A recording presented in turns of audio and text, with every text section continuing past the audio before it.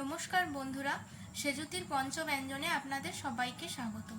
আজকে আমার রেসিপিটি হলো চিংড়ি মাছের মালাইকারি, যেটি আপনারা খুব সহজে বানিয়ে নিতে পারবেন। প্রথমে আমি চিংড়ি মাছগুলোকে ভালো করে ধুয়ে নিয়েছি। এবার চিংড়ি মাছগুলোকে নুন ও হলুদ মাখিয়ে কিছুক্ষণ রেখে দেব। এরপর নারকেলটাকে কুড়িয়ে নেব এবং একটি পেঁয়াজের পেস্ট করে নেব। হাতের সাহায্যে কুড়িয়ে রাখা নারকেল থেকে নারকেলের দুধ বের করে নেব এবং সেটিকে ছাঁকনির সাহায্যে ছেঁকে নেব। আর হ্যাঁ, এখানে আমি চিংড়ি মাছ ব্যবহার করেছি 200 গ্রাম।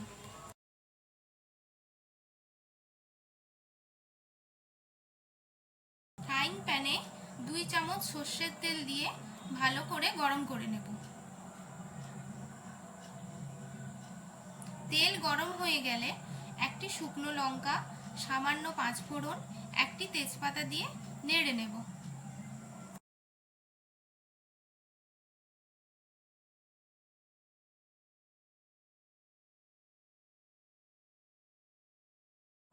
পেঁয়াজের পেস্টটা দিয়ে হাই ফ্লেমে ততক্ষণ নাড়তে থাকবো যতক্ষণ না হালকা ব্রাউন কালার আসে। এবার হাফ চা চামচ লঙ্কা গুঁড়ো এবং হলুদ গুঁড়ো দিয়ে দিলাম। সামান্য পরিমাণ জল দিয়ে মশলাটাকে ভালো করে কষিয়ে নেব।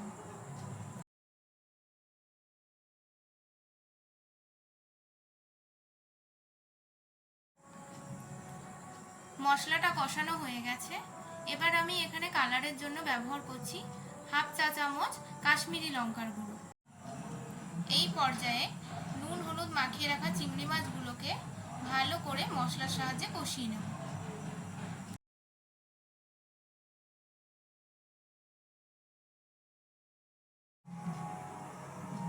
বেটে রাখা জিরে ও সামান্য পরিমাণ গোলমরিচ গুঁড়ো দিয়ে নেড়ে নেব।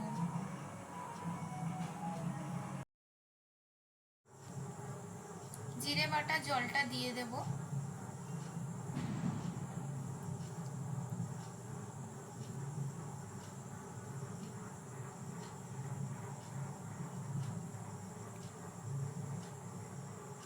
ঢাকা দিয়ে দেব এবং গ্যাসের ফ্লেমটা হাই রাখবো। 2 মিনিট হাই ফ্লেমে রাখার পরে দেখুন জলটা শুকিয়ে গেছে এবং মশলা থেকে তেল ছাড়তে শুরু করেছে।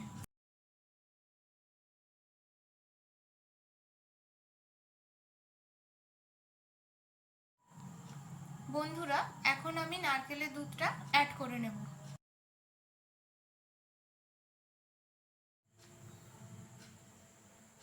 এখন পরিমাণ মতো নুন এবং টেস্টের জন্য হাফ চা চামচ চিনি দিয়ে নেব। এইভাবে 5 থেকে 7 মিনিট ফুটিয়ে নিলে প্রস্তুত হয়ে যাবে আজকে চিংড়ি মাছের মালাইকারি।